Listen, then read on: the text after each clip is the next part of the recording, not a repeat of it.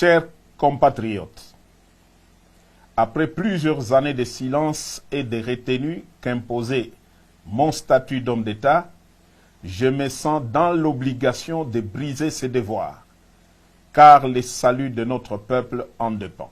Les élections de 2018, qui ont consacré une passation pacifique du pouvoir pour la première fois en RDC, ont été soumises à un challenge dont l'objectif était la déstabilisation à la libyenne de tout le pays.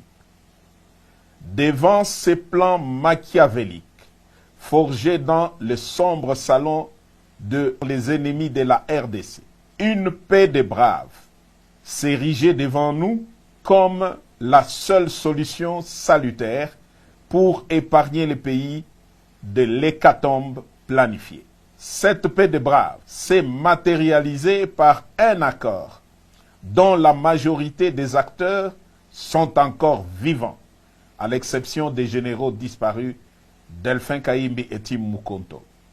Paix à leur âme. L'opinion tant nationale qu'internationale retiendra que l'enjeu exclusif qui avait motivé la signature de cet accord, c'est l'alternance pacifique entre un président entrant et un président sortant sans effusion de sang, comme cela a toujours été le cas depuis l'indépendance. Force est de constater que cet acquis indéniable est malheureusement mis en mal gravement par Félix Antoine Tshisekedi, qui en était le plus grand bénéficiaire. En effet, dès la prise du pouvoir, le nouveau président a commencé à déboulonner, selon ses propres termes, les systèmes qu'il a mis au pouvoir en dépit des prescrits de la Constitution. Son pouvoir a été caractérisé par des antivaleurs et des mots qui, aujourd'hui, mettent en péril l'unité du pays. Je cite: la corruption institutionnalisée, les tribalismes à outrance, la prédation des richesses du pays en détruisant le cycle de la croissance économique dont tous les agrégats macroéconomiques étaient favorablement ouverts au début de son mandat. L'instrumentalisation et la tribalisation de la justice, les assassinats politiques, ainsi que le crime d'État dans le Katanga et dans l'Est de la République. La paralysation et la caporalisation du Parlement, symbole de la démocratie. L'affaiblissement de l'armée et du système de défense par les tribalismes et les traitements à la tête du client. La gouvernance par défi, en muselant la presse et en violation de tout le droit de l'homme auquel le pays avait souscrit par une ratification solennelle des traités internationaux en la matière. Pour preuve, l'arrogance des menaces publiques dans les discours au Kasaï et à l'étranger à l'encontre des opposants politiques. La mort de l'opposant Chérubin Okende est tout sauf un hasard. Le non-respect des accords nationaux, régionaux, et j'en passe. Au dernier sommet de l'ONU, Fachi a raté l'occasion de se taire à 3 mois de la fin de son mandat. Dès lors, les devoirs et le patriotisme m'interpellent et m'appellent. Devrions-nous nous taire et regarder périr un peuple dont tous les espoirs étaient permis lors de la première alternance pacifique du pouvoir? Tshisekedi a perdu toute légitimité en reniant l'accord qui lui a permis d'accéder au pouvoir. Il est aujourd'hui comme un inconscient qui joue avec le feu dans une poudrière. Nous taire ou nous résigner serait trahir ce peuple qui a droit à espérer mieux.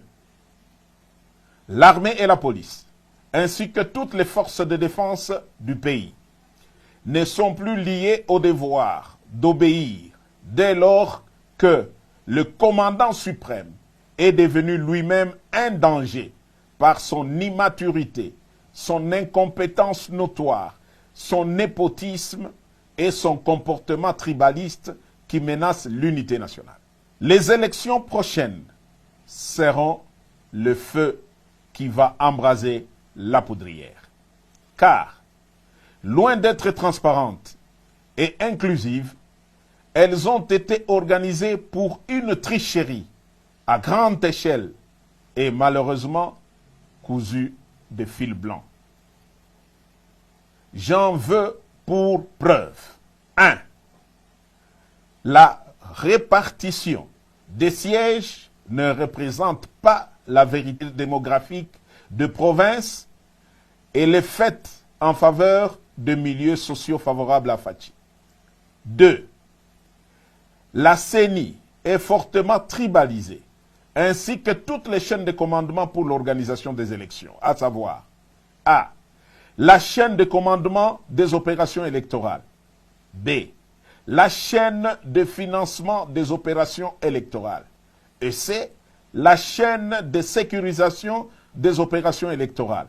Sur plus de 450 tribus en RDC, le contrôle de toutes ces chaînes de commandement est assuré par une seule tribu, celle des Fachi. 3. Le fichier électoral est biaisé. Certains kits électoraux sont et continuent à être dans le main de pro-Fachi, qui attendent de bourrer les urnes au moment venu. À cela s'ajoute l'enrôlement massif des mineurs dans les grands Kasaï pour bourrer les urnes en faveur de Fachi. La CENI devient donc un piège, un vaste complot contre la démocratie.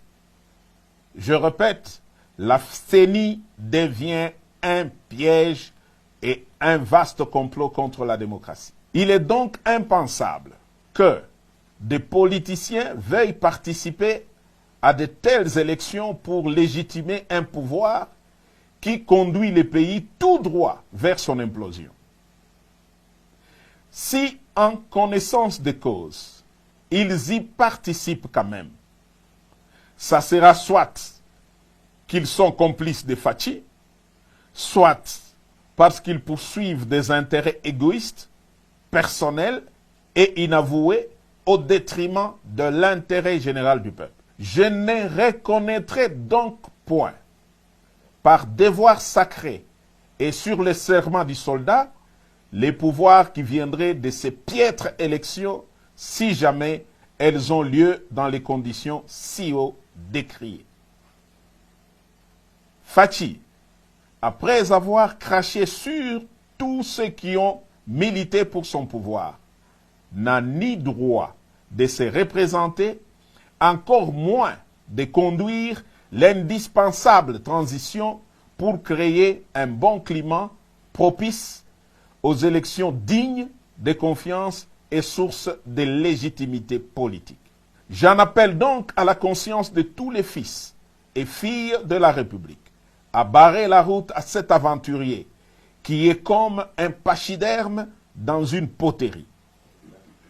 Aux compagnons d'armes effardés, vous avez fait montre d'une discipline exemplaire, d'éviter les courants de coups d'État en Afrique. Vous avez jugé bon de laisser Fachi terminer calmement son mandat. Mais alors, si d'ici le 20 décembre, rien ne change dans l'organisation d'une élection inclusive et crédible comme cité si haut, nous serons dans l'obligation d'appliquer et de faire appliquer l'article 64 de la Constitution.